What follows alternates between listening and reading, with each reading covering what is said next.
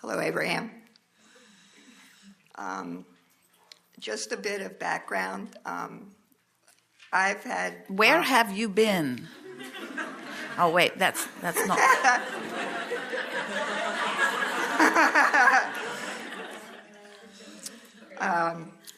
I've been on a journey through the medical profession as a patient.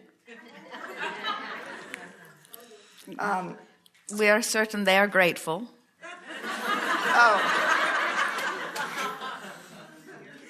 Yes, I'm very grateful for my one ear that is challenged, and I'm very grateful for my neuromuscular disease, and I'm very grateful for my paralyzed vocal cords and the fact that I can speak regardless of that. And I'm very grateful that I have a hard time breathing. And I'm grateful that I'm here on this earth and at this workshop. And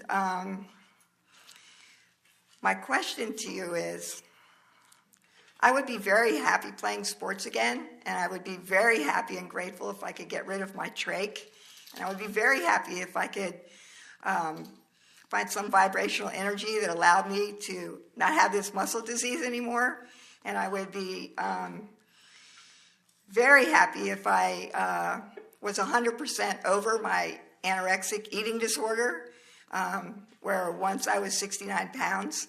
And I'll be very happy if I was in total alignment so that I had total health and could do anything I wanted again and run up and down the court and play tennis again and not have to have ear surgery and not have to choose between my trach or my voice. So my question is to you, how can I do that? Well, we've been asked this question before. Just like that. The person said, I have jumped out of an airplane, I'm at 40,000 feet, and I have no parachute. What do I do? And we said, hang on, it will be over soon.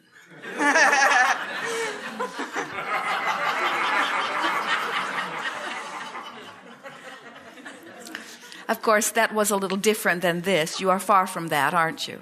Yes, a few thousand feet. But we like to put it into that frame of reference because it's sort of the way you feel. It feels to you like you don't know what to do. And since you don't know what to do, it's hard to turn something that has so much momentum around. And yet, it isn't hard to change the momentum of something if you can change the thought of something. And yet, it's hard to change the thought of something when you have so much more to observe. That's why we like to say that from wherever you are to wherever you want to be, it's an emotional journey. Now, you had a lot of very funny words. We enjoyed everything that you said because it was your way of pointing out the journey is a complicated journey. It feels like it's a journey that most people don't accomplish with ease. It's a challenging journey. And we agree it appears to be that way when you're thinking in terms of the action part of it. But it really is a simpler journey if you try to make it the emotional journey that we've been describing here. Now, the reason that we want to say this to you, and even though it must be irritating to someone who has some very specific physical things they want to achieve, to hear some dead person who doesn't even have rent to pay to harp on and on about it being an emotional journey, like emotion is all Abraham's really got, you know. In other words, we are all about thought and feeling, and we are not much about action at all because there is not anything action for us to manipulate from our non-physical, non-place, non-thing point of view. But we want to get your attention about that because if you realize that every illness, no matter what it is, no matter what label it is, it's always about resistance. And resistance is always about contradicted thought. It's always about wanting one thing but thinking another. It's always about summoning energy and then offering thought that contradicts the energy that you're summoning. So once an illness manifests, and even before it is diagnosed, once there is physical symptom of it, now not only is it harder because now you've got this now circumstance that you're wanting to not pay attention to, even though it's drumming very loudly in your experience, but you still haven't dealt with whatever resistance caused that to begin with. And so recovering from illness is not only about ignoring the manifestation of the vibrational variance, but it's about still getting to the bottom of the vibrational variance. The difference in the emotional journey and the physical journey is that you really don't have to get to the bottom of anything. You just have to monkey around with thoughts until you find one that feels good, and that's the way you deal with the variance in vibration. So we know that it would be easier for you to feel happy if you could get back on the tennis court, or if you could continue to run again. In other words, all of those things that you said you want, we know that if someone could snap their fingers and make it so, that you would have a momentary surge of appreciation and joy. But even if all of that were to happen, it would not necessarily change the vibrational patterns that brought it about to begin with. And so that's why we want to sort of shower you with our awareness that you are blessed and you deserve for it to go that way. And we are in complete agreement with you that all of these things that you're asking for should be yours, but we can't give them to you, nor can anybody else give them to you, because it is and always has been an inside job. So then you say, all right, well, I'm up for this. My experience has catapulted my desire into a whole new level of desire. I want with clarity that I have never wanted before. And now I am willing to do whatever it takes to take my emotional journey.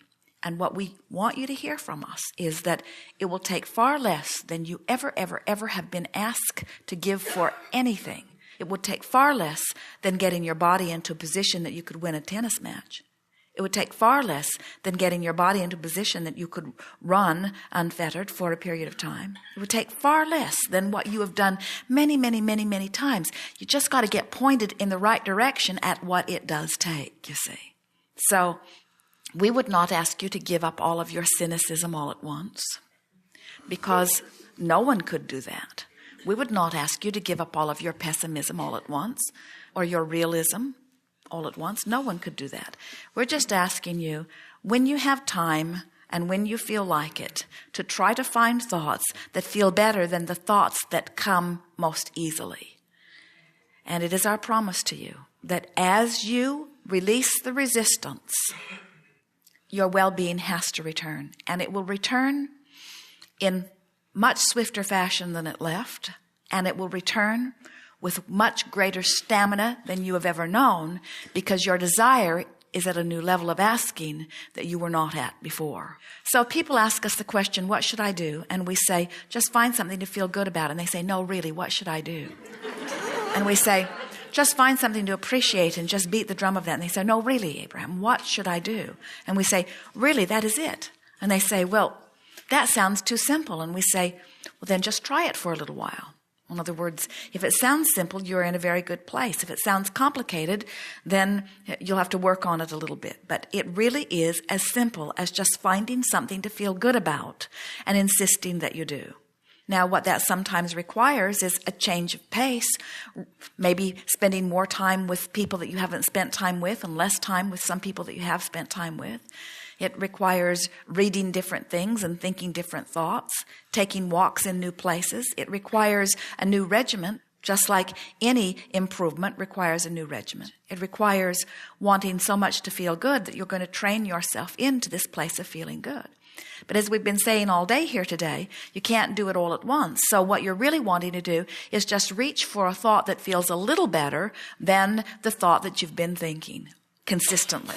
So what you want to say is, well, you may have seen it in others, but I'm vibrationally different from most others because I am no longer offering my vibration mostly in response to what I'm observing. I am now offering my vibration by what I'm deliberately choosing. And that makes me different from your statistics.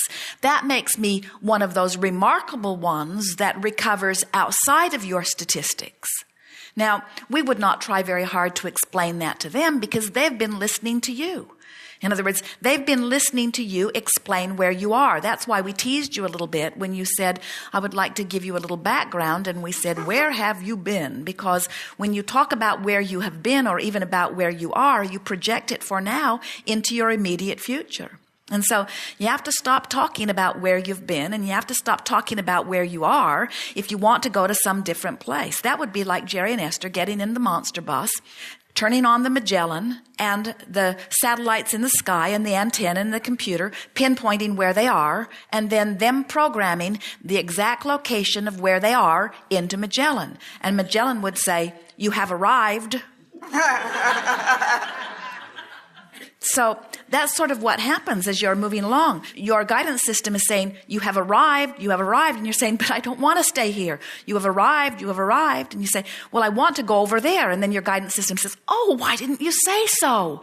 In that case, follow these thoughts, follow this bliss, make the best of this, make the best of this.